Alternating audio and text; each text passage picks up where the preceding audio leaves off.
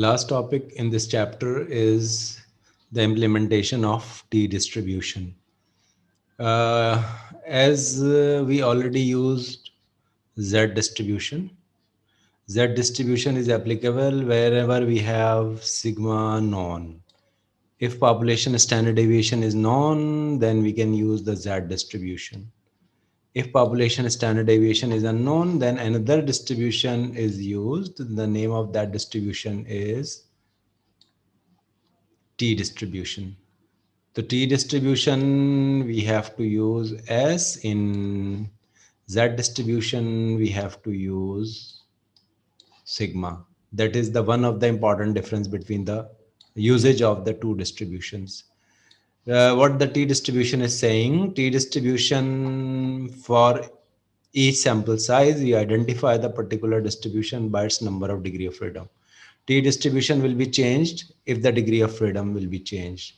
For studentized version of X bar, the number of the degrees of freedom is one less than the sample size. This is n minus 1. So as in S, we used n minus 1 for the calculation of the sample standard deviation. In T distribution, that n minus 1 will be a degree of freedom. The reason is for sample size, expected value of S will be sigma. So we can say that S is an unbiased estimator of population standard deviation. We described this characteristic in the early slide of this chapter. Expected value of S is equal to sigma. The meaning of this statement is what? The meaning of this statement is S is a unbiased point estimate of sigma. So we can use S in place where the sigma is unknown. And the distribution which is used here is known as the t distribution. The studentized version of the sample mean, the formula is more or less same as the Z statistics, because in Z statistics we have x bar minus mu, which is the margin of error. Still we have the margin of error in numerator. In denominator, the standard error. The formula of standard error was sigma upon n root. Here, nothing is changed, just only used sample standard deviation in place of population standard deviation. And the distribution was Z here, here the distribution is T. So we will use the T table for obtaining the different values of the t scores. Instead of z scores, we were using normal distribution for obtaining the z score. Here we are using t scores, which is basically based on the degrees of freedom. If we have a smaller degree of freedom, we can have the different values of t. These are the different properties of t distribution. Total area under the t curve is 1, is the same characteristic as we have in other probability distribution, which are continuous in nature. So t is a continuous distribution. T curves extend indefinitely to the both side of the direction approaching to the, it has a horizontal asymptote. As we have in normal distribution, T also has a horizontal asymptote on the both sides. It never touches to the x-axis, it minus infinity and at plus infinity. This may be the situation. A T curve is symmetric about 0. As Z distribution is symmetric about 0, the T distribution is also be symmetric about 0. This is the same characteristic. As the number of degrees of freedom becomes large, the T curves look like as a standard normal distribution. So for a large sample size, the T distribution and the Z distribution are more or less approximately similar. So these are the different characteristics of the T curve. T, how can we use the T table? Because if we want to use the, if we want to find the 95% confidence interval for population mean using the T curve, we have to obtain the T distribution table, which is at, if 95% confidence level we have, then the value of T alpha is 0.05. If we are going to obtain a t-score against the 0.05, with the degrees of freedom 13. Degrees of freedom 13 means df is 13. It means the sample size was 14. So in this scenario, the sample size is 14, but the degrees of freedom is 13, and degrees of freedom is represented by nu, a Greek symbol nu. Instead of mu, we are using a new symbol here. And 0.05 is what? This is the value of alpha. Alpha is 0.05.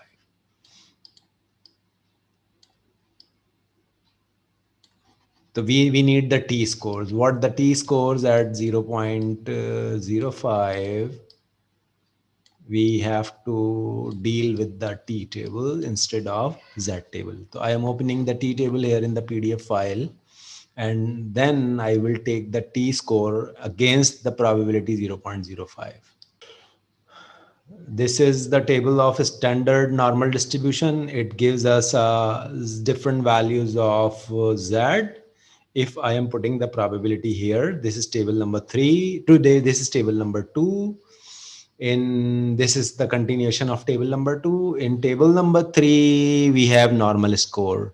This table is a very specialized table for 5 sample size, for 6 sample size, for 13 sample size. We can use this table, table 3, for the construction of normal probability plot, for assessing the normality of a variable. So against the values of the data, we have to use one column from this table and plot the two things into the x and y coordinate system. If the line is linear, then we can say that the data is normally distributed, otherwise it is not. So table 3 is a very important table, and it is used for assessing the normality of a distribution. But in my case, I filled the data into the SPSS, and directly I constructed the graph using the SPSS outputs and by SPSS functions. So I'm not discussing it here again. Now, this is the normal score, the same table of table 3, and it is up to 30. It means above 30, if sample size is above 30, there is no need to check the normality by hand, because this table is not available for above 30. This is the table 3, which is used for checking the normality of a variable. This is the table that is I was referring in the t distribution. This is the table of t distribution. These are the degrees of freedom. Degrees of freedoms are nothing. These are just the values of sample size 1 less than that, n minus 1 degrees of freedom. If the sample size is 15, the degrees of freedom will be 14. If the sample size was 10, the degrees of freedom 9 will be used. Another thing is the value of alpha. It is at 1%, it is at not it is at 1%, it is at 10%, it is at 5%, it is at 0.025, means 2.5%. It is 1%, it is 0, it is 0.5%. For the different degrees of freedom, these are the different values of alpha, these are the t scores. T scores are here. So in the example, I was referring to the T 0.05. T 0.05 with the degrees of freedom, it was 13 degrees of freedom. 13 of degrees of freedom means what? 13 degrees of freedom means this is the T table. Here we have the different values of alpha, and these are the degrees of freedom. These are the T scores. So in my case, I was referring to the T 0.05 at degrees of freedom 13. 13 was the degrees of freedom. The 13 degrees of freedom means I have to refer to this row. This row. I have to refer to. this row.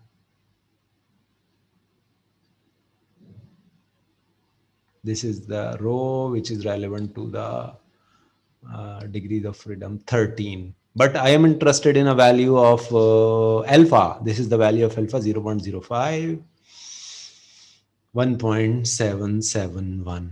So 1.771 is the value of t score at 13 degrees of freedom and 5% level of significance. So it's totally depend on the degrees of freedom and the values of alpha, but the t table is available only for the few values of alpha. If I have to use the two-sided t table, then the same value will be used on the left side. Suppose I am using the two-sided t value. This is 0.05. This is 0.025. Sorry. This is alpha by 2. If I am using alpha by 2 as 0.05 divided by 2, 0.025. This is again 0 alpha by 2, which is 0.025. So if it is 0.025 on the both sides, so t 0.025 at 13 degrees of freedom, it will be 2.16. So this point will be the 2.16. And this point will be the minus 2.16. These are the different t scores. So in between minus 2.16 and plus 2.16, we have to these two t scores we have. Now I am switching to the presentation so that I will complete that problem. So what is needed? We need the t scores at 0.05 at 13 degrees of freedom. That number will be 13 degree of freedom in a t table it is, and 0.05. The junction of these two will be 1.771. This is the t score relevant to the problem. Now you can see 1.771 is the value of the t score. 13 is the degrees of freedom. Sample size will be 14 because degree of freedom is n minus 1.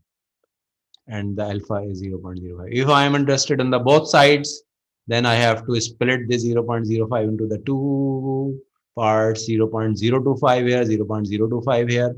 At 0.025 here, I will have 2.16 minus 2.16 will be shown here, plus 1.26 will be shown here.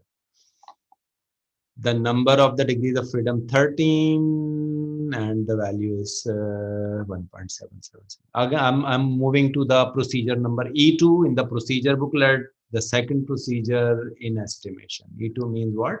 E2 means it is a second procedure in estimation, confidence interval.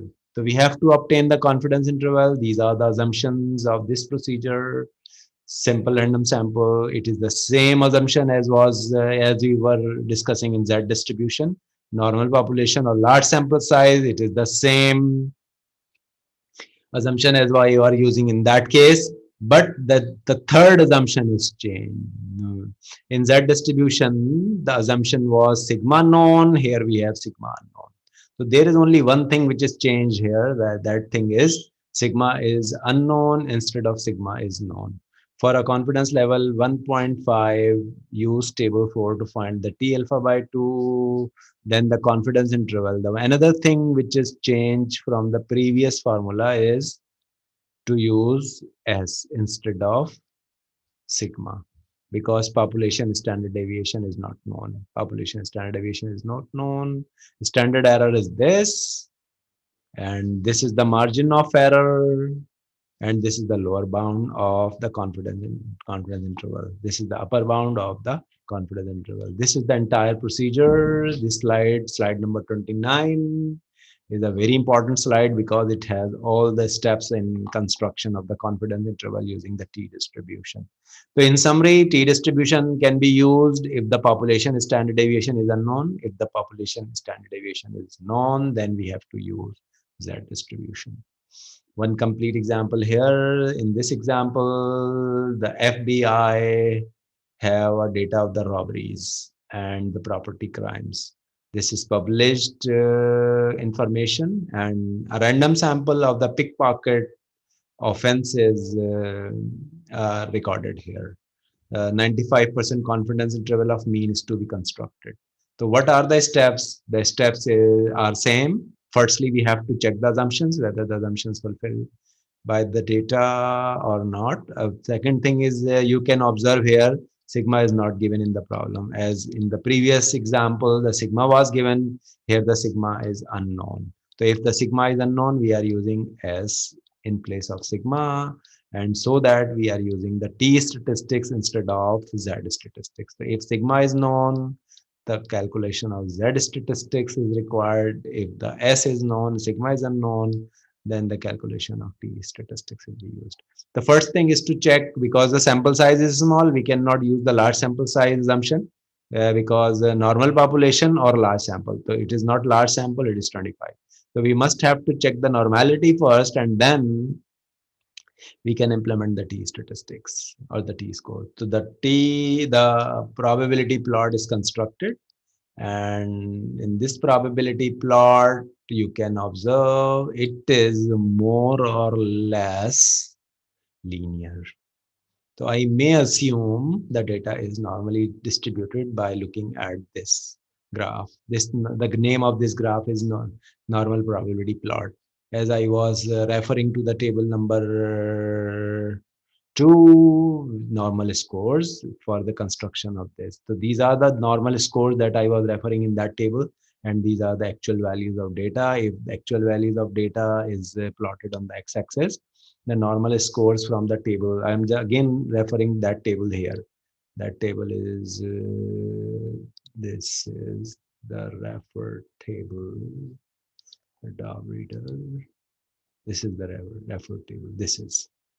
And at what sample size I am using this table? The sample size in this problem is 25 offenses. When 25 offenses means this column will be used.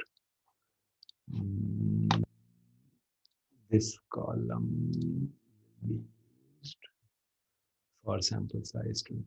This column. This is the column which is plotted on the y-axis. If you are manually constructing the normal probability plot. And what is on the x-axis? Actual data in ascending order. So take x on the x-axis, take x in ascending order, your data in order. Then necessary is you have to in ascending order, in order.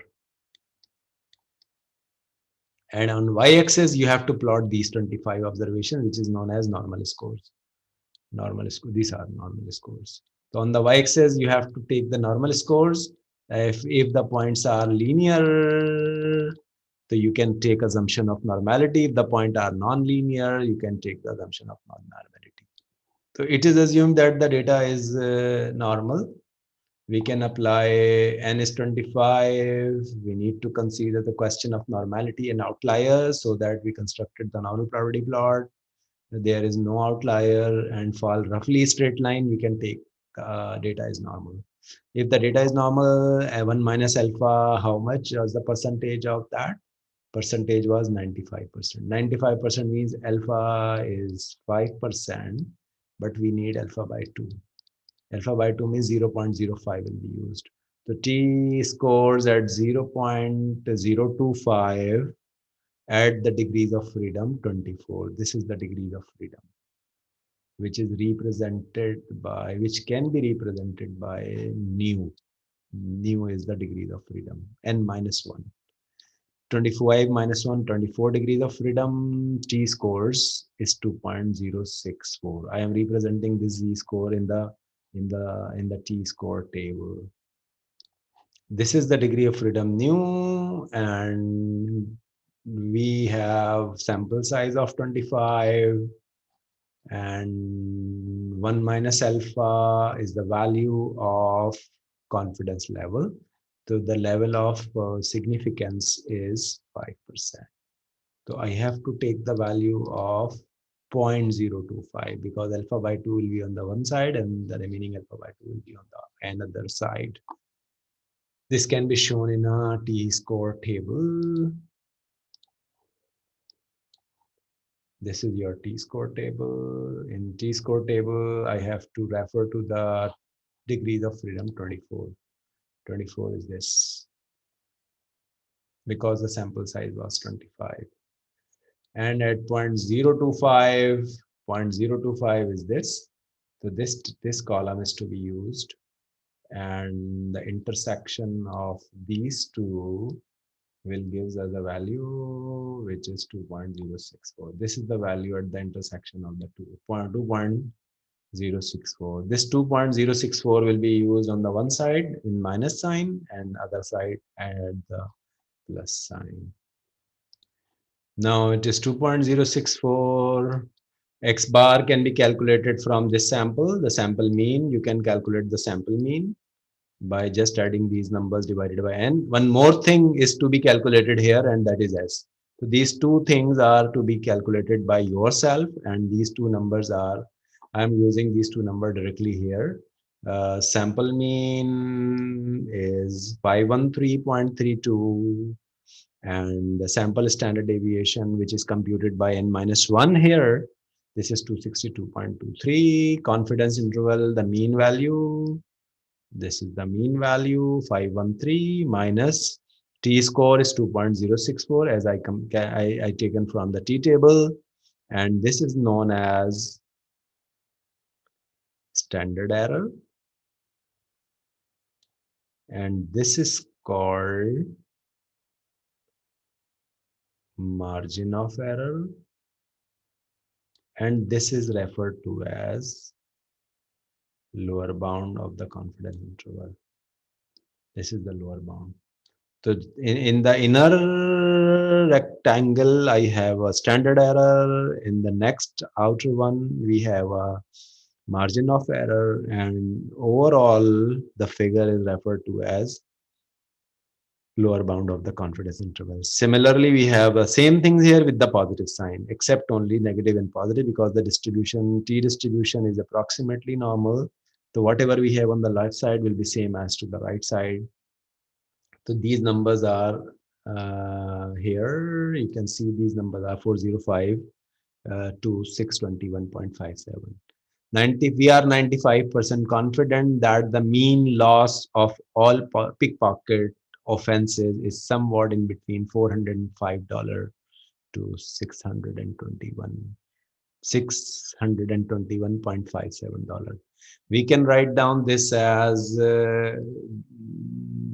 mu is in between $405. I'm just using a rough figure here. I'm not mentioning the 0.01. Upper limit is what? Upper limit is 621, and this is 621, and we must have to write down a cap here, because these are not the exact values of the population parameter. These are the estimated values of the population parameter. This is referred to as 95%, 95% confidence interval for population parameter mu. At the time, this value 513.32, this is known as point estimate. So if someone is interested to obtain a point estimate, the point estimate is $513.32. This is in dollar. So this is the point estimate of the same problem. This is the interval estimate of the problem. Now another problem we have here, the chicken consumption, and this is the similar type of problem. One outlier you can see here if the data is plotted, because it is a very small sample size. This is looking at outlier. So we, in the plot, you can see it is an outlier. You have to solve the problem by removing this outlier. So if I remove the outlier, the data is looking like as normal. So instead of using a sample size of 17, I will use the sample size of 16 after eliminating one outlier. So here the sample size was 17, but this was the outlier that I have removed from the data. This is 16. Degrees of freedom will be df is 15. df is 15, and this is new. Now we can solve the problem in the quick way. You can see the interval is 62.3 up to 72.0. I'm not going to explain the each step here, but you can read this material here. The outlier removal is to be described.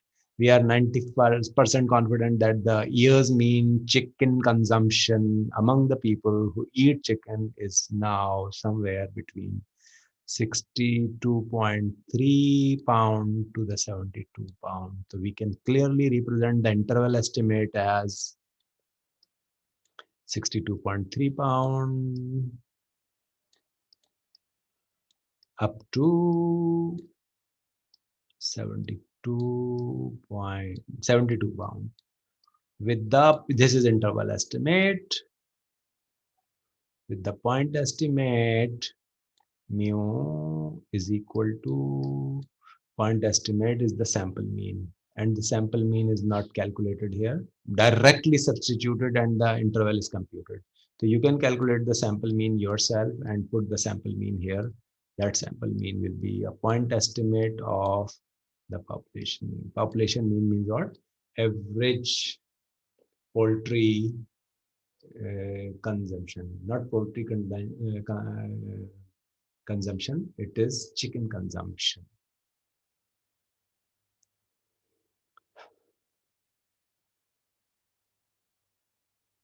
You can read these two slides yourself. I'm not explaining these two slides. And non-parametric procedure, as I told you, if the assumptions are not fulfilled, then the non-parametric procedures can be used. These define in this slide. And this is the continuation of this one. And this is the final slide. I want to explain overall procedure of estimation in this flowchart.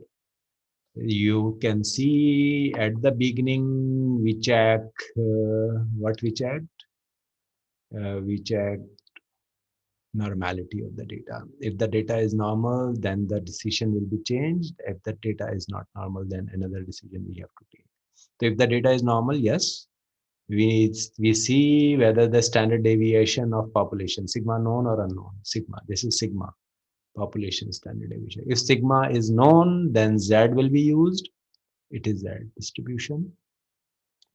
If sigma is unknown, then t will be used.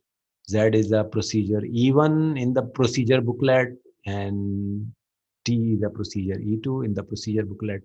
These two can be used only if the population is normal or the sample size is large.